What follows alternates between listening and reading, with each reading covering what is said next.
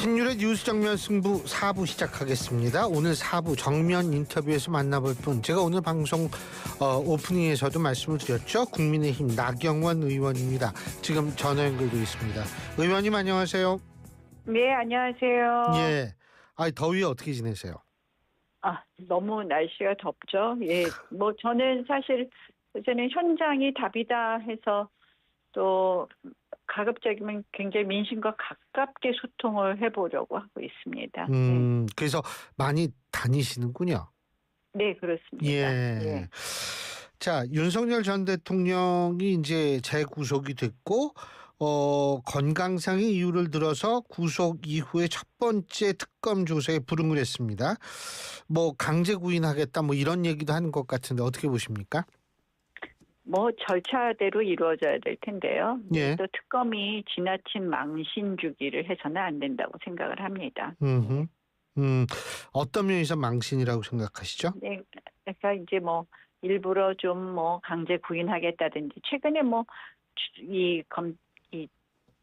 수사를 받기 위해서 출두하는 과정이나 이런 데도 보면은 특검은 굉장히 좀 압박하는 모습이더라고요. 그래서 그런 좀 지나친 망신 주기는 좋지 않다. 그래서 특히 요새 우리 그 국회의원들한테도 지금 그런 형국 아니겠습니까? 도대체 연관성이 없는데 또 어떤 그와 관련된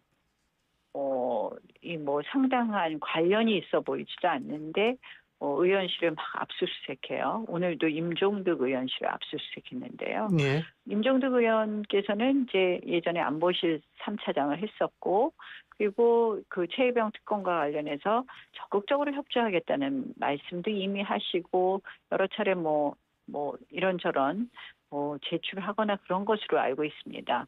어쨌거나 충분히 그 협조하겠다는 의사를 표시했는데 갑자기 의원실에 오늘 압수수색을 하더라고요. 근데 의원실 컴퓨터를 압수수색하겠다 그러는데 이게 사실 의원실과 안보실 3차장으로 일했던 게 의원실 컴퓨터에는 안 와 있는 게 명확하잖아요. 의원실은 작년에 의원이 되신 분이니까 이런 게 바로 이제 망신 주기 이런 건데요. 지금 이 특검이라는 이름으로 사실은 이 야당을 괴멸하기 위한 여러 가지가 시작되었다 이렇게 봅니다.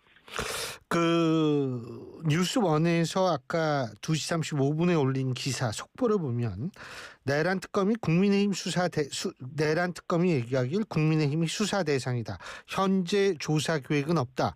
이렇게 언급을 한 것이 나왔는데 어떻게 보십니까? 제가 그 기사는 못 봤는데요. 예. 내란 특검에서 국민의힘이 내란으로 조사를 하는 대상이라고요? 예, 국민의힘이 수사 대상이다. 예. 조사 계획은 없지만 현재 조사 계획은 없지만 예. 저는 이 내란 특검이 예. 민주당의 지금 국민의힘 해체 작업에 지금 일종의 조력자를 넘어서 공범임을 자처하면서 지금 앞에서 일종의 무슨 개라고 해야 되겠네요. 그런 역할을 하겠다는 건데요. 이게 도대체 말이 되는 겁니까? 특검이 그런 일을 하라고 있습니까? 저는 야당 탄압과 정치 보복이 이미 시작되었다 하는 건데요. 저희가 왜 그게 지금 민주당이 늘 저희한테 내란 정당 프레임 씌우는 거에 본인들이 같이 타겠다는 거고 예. 박찬대 당대표 후보가 말한 내란 특별법에 호응하겠다는 건데요. 저희 당의 어느 의원이 대통령이 계엄하는 걸 알았습니까? 그런데 이걸 내란 특검의 수사 대상이라고요? 진짜 이 정권의 모이기를 자처하네요. 예. 자, 지금 오늘 그 한국갤럽 여론조사 보셨는지 모르겠습니다만 제가 잠깐 이거 개요 얘기하지 않으면 이게 방송법에 걸리거든요. 7월 8일부터 10일까지 전국 18세 이상 1,002명을 대상으로 전화 면접조사고요.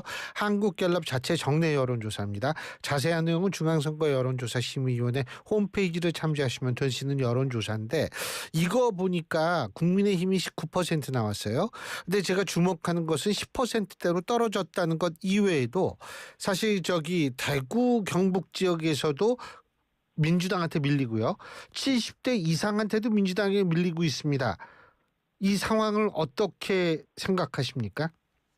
결국 우리 당이 우리 당으로서의 역할을 하지 않는 부분이 전 가장 크다고 생각을 합니다.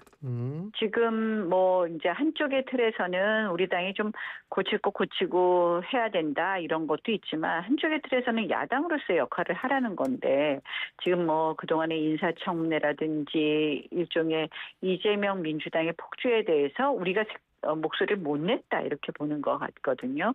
그래서 그런 점에 있어서 우리 당이 하나가 되어서 민주당하고 맞서고 잘못된 부분은 강하게 지적하고 그리고 견제할 거는 해야 되는데 지금 그 역할이 저희한테 매우 부족하다.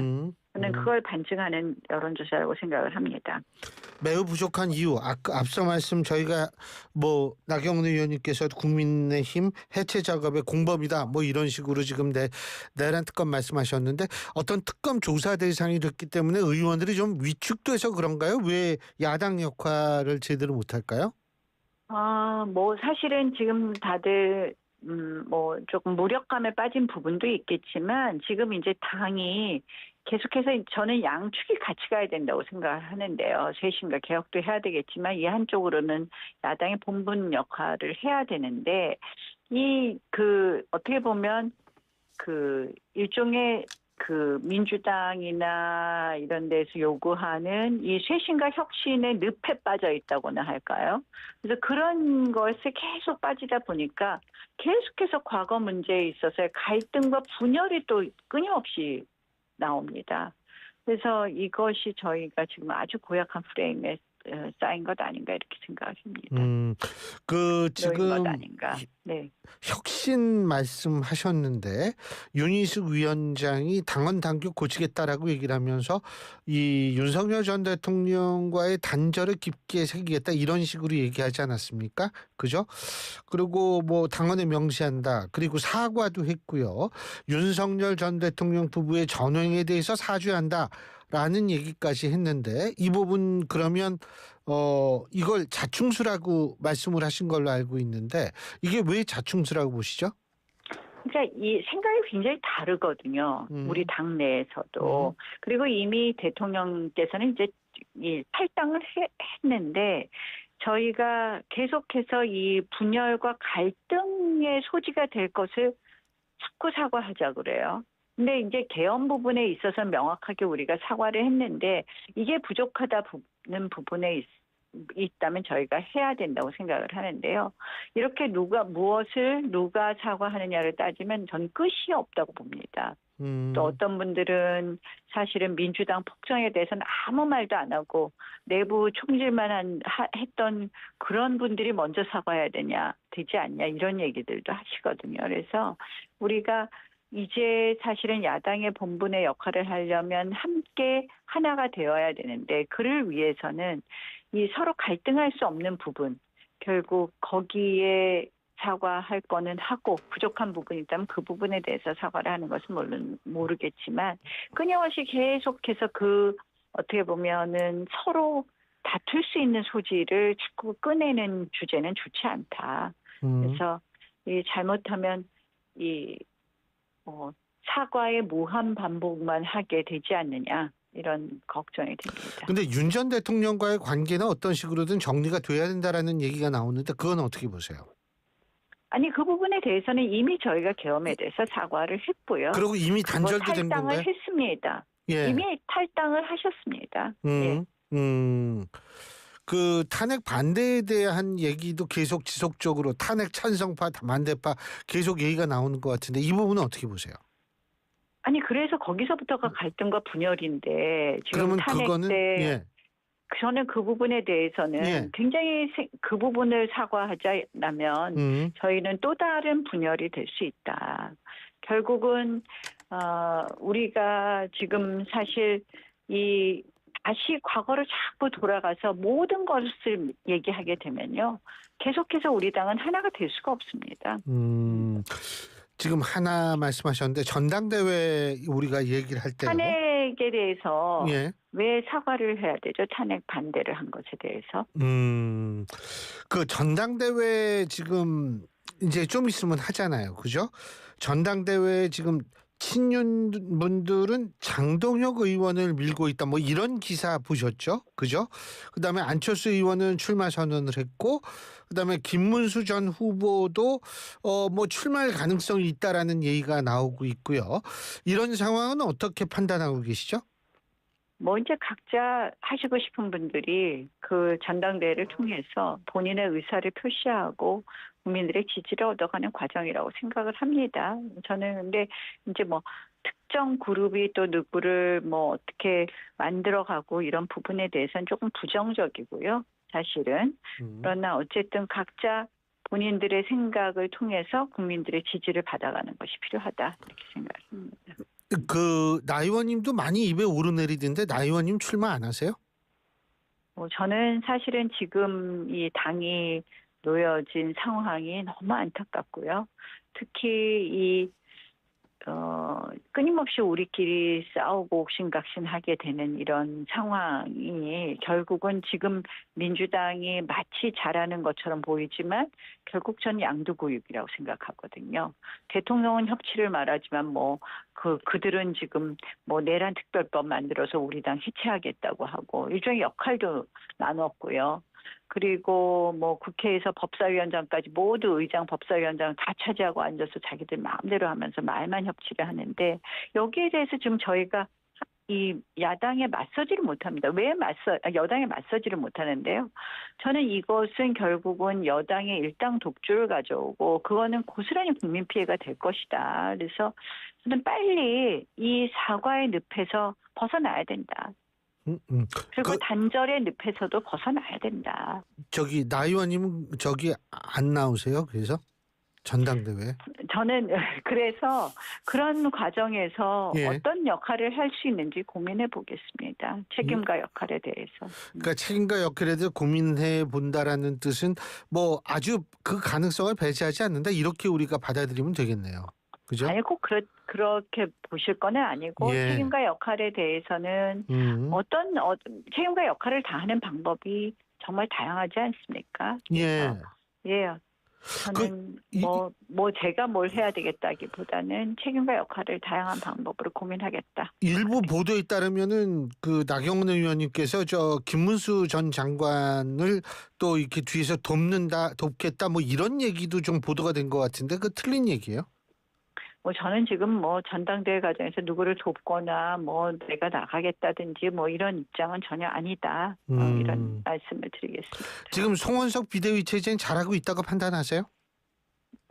굉장히 수고하시기는 하는데 아직 좀 아쉬운 점은 많이 있다. 그래서 송원석 비대위가 할 일은 빠르게 전당대회 치르는 일이다. 이렇게 생각합니다. 아쉬운 점 예를 들면 어떤 게 아쉬울까요? 저는 국지 혁신을 막 띄워서 지금 하는 것이 맞겠느냐. 전당대회 과정에 다양한 의견을 통해서 혁신을 해가고 그것이 평가받아서 이 선출된 권력이 혁신을 하는 것이 맞다고 생각을 하는데요. 이런 부분 좀 아쉽다는 말씀을 드립니다. 예. 그리고 한 가지 더 여쭤보고 싶은 게 지금 만약 그 내란 특검이든 김건희 특검이든 이 특검들 있지 않습니까? 차상명 특검도 마찬가지고요. 국민의힘 의원들이 좀 더 많은 숫자가 수사 대상에 혹은 조사 대상에 오를 경우에 어떻게 그것이 좀 당에 더 타격이 될 거라고 보십니까? 그들은 그런 것을 목표로 해서 하는 거죠. 근데 아마 민주당의 이 정치 보복은 한두 명으로 끝나지 않을 거라고 생각을 합니다. 그래서 저희가 단호하게 이 부분에 대해서는 이 정치 보복이라는 걸 지적해야 된다고 생각을 하고요. 그런 의미에서 오늘 서울중앙지법 앞에 가서 이런 무분별한 영장 청구에 대해서 또 남발하는 영장을 남발하는 거에 대한 지적을 했고 또 그 우려를 전달했습니다. 그래서 결국은 민주당은 끊임없이 우리 당을 해체하는 작업을 하고 그들이 원하는 건 뭐겠습니까? 이 단단하게 견제할 수 있는 저희 당을 해체하고 이 사이비 정당을 하나 세우고 싶은 거 아니겠습니까? 그래서 이런 부분 저희가 이제 우리끼리 옥신각신 싸울 때가 아니다 이렇게 생각합니다. 사이비 정당이라는 것은 이 소위 말해서 보수 정당을 표방하지만 실제로는 여권이 영향력을 미칠 수 있는 그런 정당 말씀하시는 겁니까? 저는 그렇게 하는 게 그들의 그림이라고 생각합니다. 네. 알겠습니다. 그리고 민주당 전당대회에서 누가 될 것 같으세요? 뭐 글쎄요. 이재명 대통령의 영향력이 아직 크다고 보지 않으시나요? 네. 그렇게 봅니다. 네. 자, 그리고 청문회 슈퍼위크인데 누가 제일 부적절한 후보자라고 생각하십니까? 제가 보니까 민주당도 이진숙 후보는 버릴 것 같은데요. 그래요? 왜 그렇게 이미 생각하세요? 민주당도 이진숙 후보에 대해서는 부정적인 이야기를 거침없이 하고 있고요. 제가 보기에는 우리 당이 이런 후보들을 내놨으면 전부 부적격입니다.